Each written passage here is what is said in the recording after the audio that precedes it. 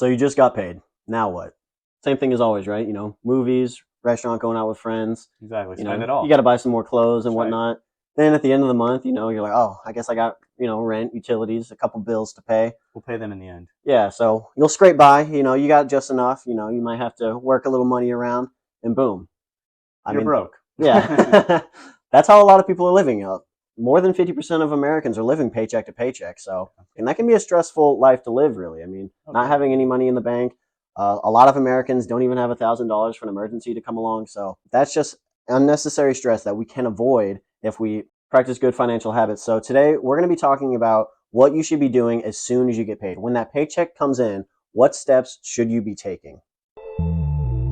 Stop wasting money on that dumb shit and instead put it in investment. I know it's tempting. You'll spend it and be broke again.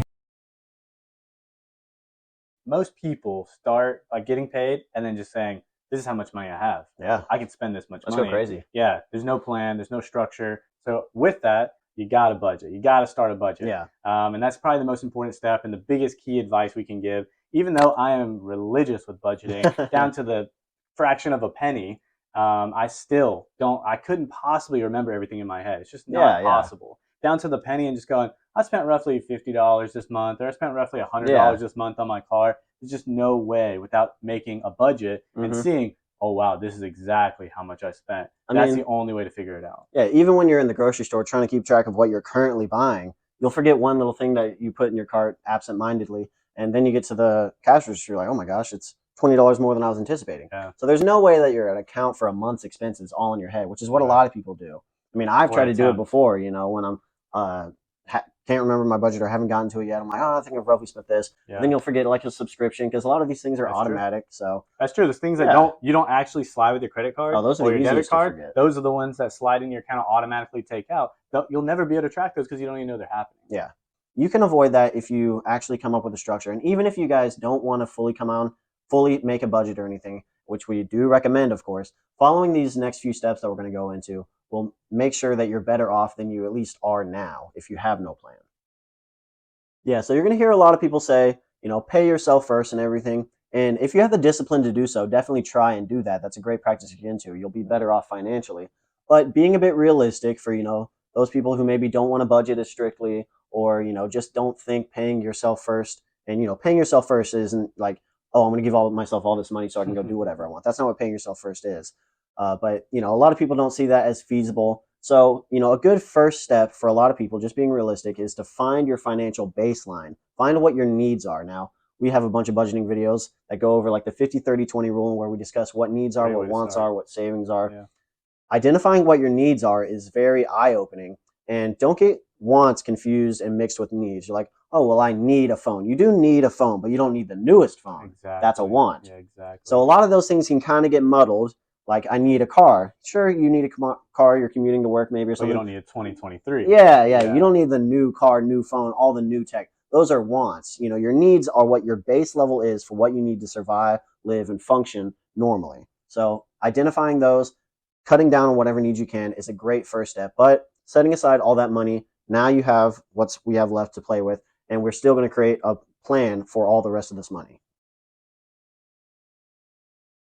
So going straight into the next is going to be, I guess, step 3-ish. I think I kind of forgot where we're at, but is going to be have an emergency fund. That's going to be your next step with the money you just got in your paycheck, and it's so that you can get away from being that statistic of not having $1,000 emergency fund or $1,000 emergency that you can't pay for. Yeah, an emergency fund has been tossed around forever, but it's basically just easy to access cash, whether it's at home, in a bank, in a savings account. Yeah, this needs to be liquid. Exactly. Something you can easily access. You can easily access it in case your car breaks down and you need to get that repaired now. And in the end, what we're going to grow and build up to is 3 to 6 months of living expenses in an emergency fund. Yeah. But don't let that be overwhelming because we're going to slowly build there. And the first start is just to start. To start and make that emergency fund with $5, $10, whatever you have left over. And we're going to grow it to that 3 to 6 months. Yeah. You'll hear people say, first goal should be to reach $1,000. We would recommend at least 3 months.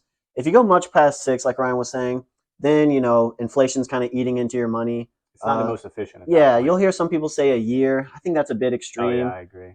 Anything over a year, you're definitely just kind of letting your money dwindle. That's just a retirement. Yeah. A retirement So account. you definitely shouldn't be doing that. But like that 3 to 6 months range is like a beautiful range to be in, really. Yeah. And like Ryan said, this needs to be liquid. Don't put it in the stock market because it could crash. Now you have an Right. emergency. Oh, my money's halved. I can't afford an emergency. A high yield savings account is probably one of the best places to put it because you easily access it. Inflation doesn't hit it as hard. And if you need more information on that, we can make a whole video, our best places to put our best accounts, stuff like that. Yeah. But it just needs to be easily accessible and an account that you have access to. You're probably the only one that have access to, or you and your spouse. Yeah. So the next step, number 4, is going to be paying off debt. Now we have a couple of videos that go deep dive into a couple of the most popular methods. One being the snowball, another being the avalanche. But just as a quick little synopsis, the snowball method is where you're paying off your smallest debt first.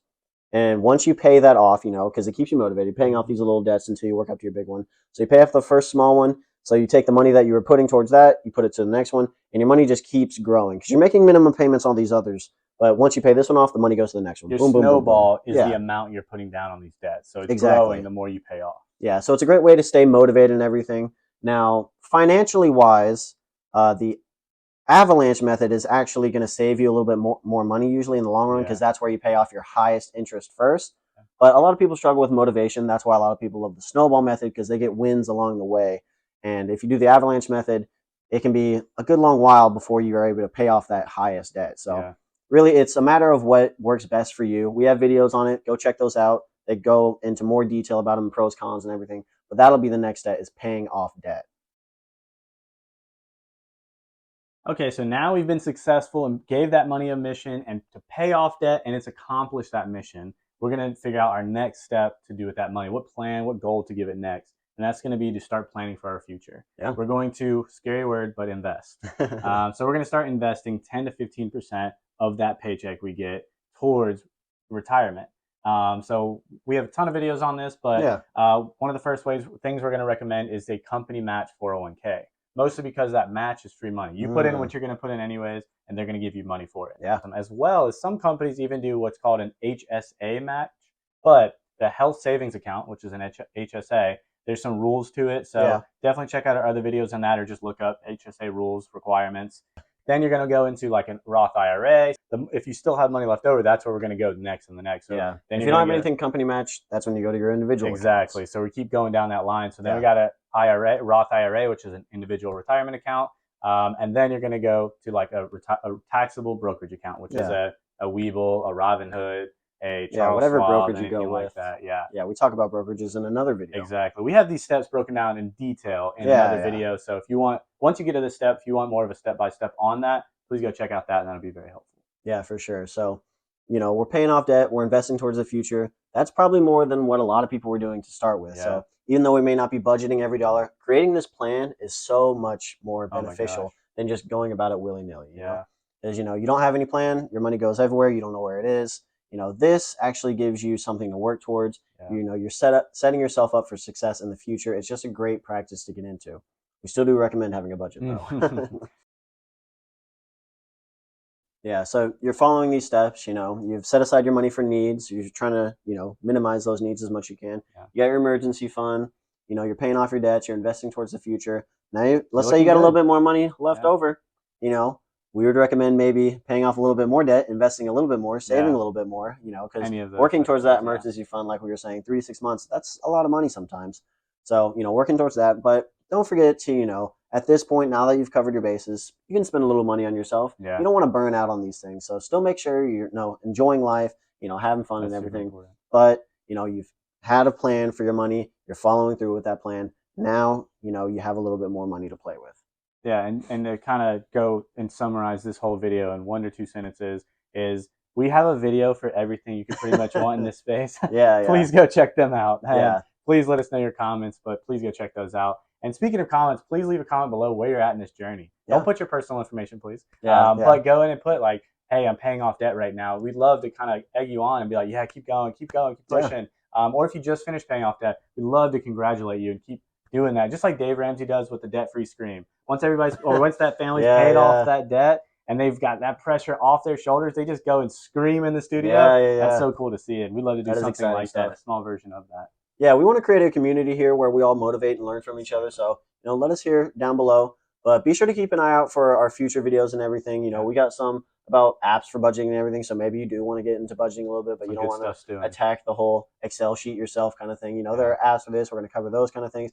Or if you have any questions about, things that maybe we don't cover in a particular video, please let us know and we'll be sure to cover those. But keep an eye out for our future videos. And of course, we appreciate you guys tuning in this week. See you next time. Stop wasting money on that dumb shit and instead put it in investment. I know it's tempting. You'll spend it and be broke again.